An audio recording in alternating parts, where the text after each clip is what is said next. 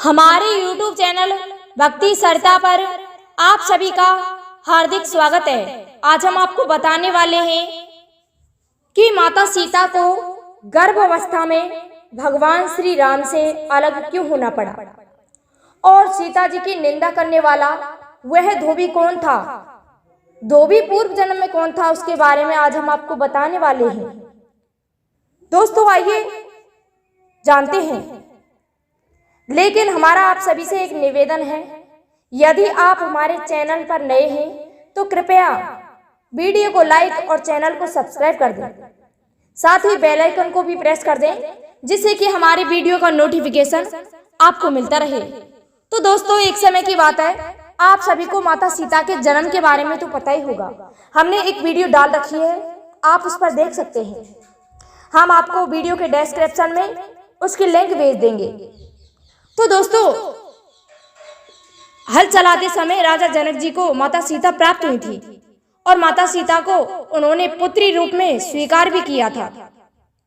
माता सीता को राजा जनक अपने राजमहल में ले आते हैं और अपनी पुत्री बना करके रखते हैं।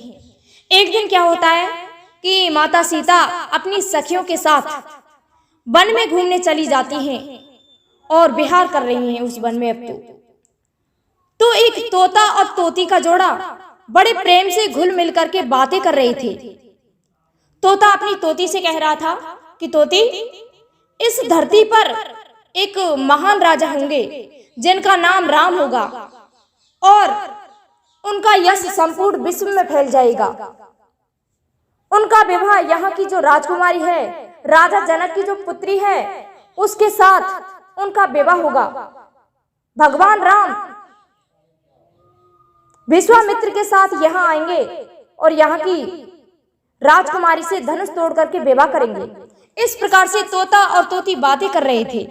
तो दोस्तों उनकी बातों को क्या होता है कि माता सीता सुन लेती हैं और माता सीता अपनी दासियों से कहती हैं, अपनी सखियों से कहती हैं कि सखियों, इस तोते और तोती के जोड़े को पकड़ लो। तो उन दोनों को पकड़ लेती हैं माता सीता और पूछती हैं उनसे और अपने जीवन के बारे में जानना चाहती हैं। तो तोती माता सीता को पहचान जाती है और कहती है कि तोता यही है यहाँ की राजकुमारी सीता। अब तो दोस्तों माता सीता उनसे भगवान श्री राम के बारे में और पूछना चाहती हैं, अपने जीवन के बारे में और पूछ रही हैं। तो माता सीता क्या करती हैं कि उन दोनों को पिंजरे में बंद करवा देती हैं और कहती हैं कि जब तक मेरा विवाह नहीं हो जाता, भगवान श्री राम मुझे यहाँ ब्याहने नहीं आ जाते, तब तक मैं तुमको मुक्त नहीं करूंगी। अब तो तोता कहता है कि हे राजकुमारी सीता, हमें मुक्त कर दो, हमारे लिए तो ये खुली हवा ही सर्वोपरि है, हम यहाँ इस पिंजरे में जीवित नहीं रह सकते।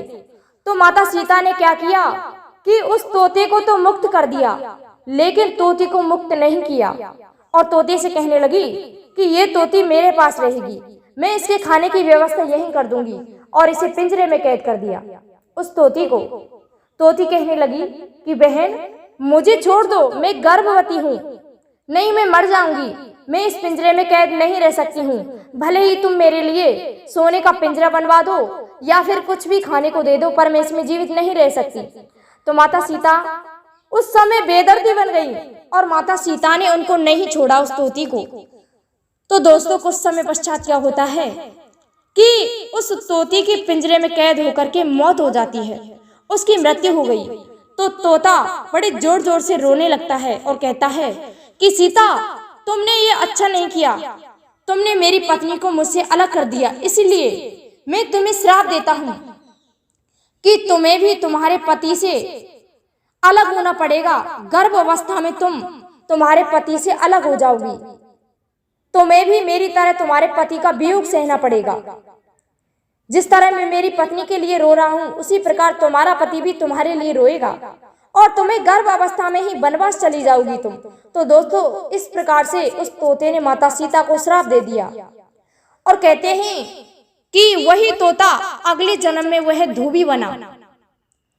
माता सीता का विवाह भगवान श्री राम के साथ हो जाता है और जब माता सीता के गर्भ में लवकुश थे, उस समय माता सीता को भगवान श्री राम से अलग होना पड़ा और वह धोबी वही था जिसने सीता जी की निंदा की थी।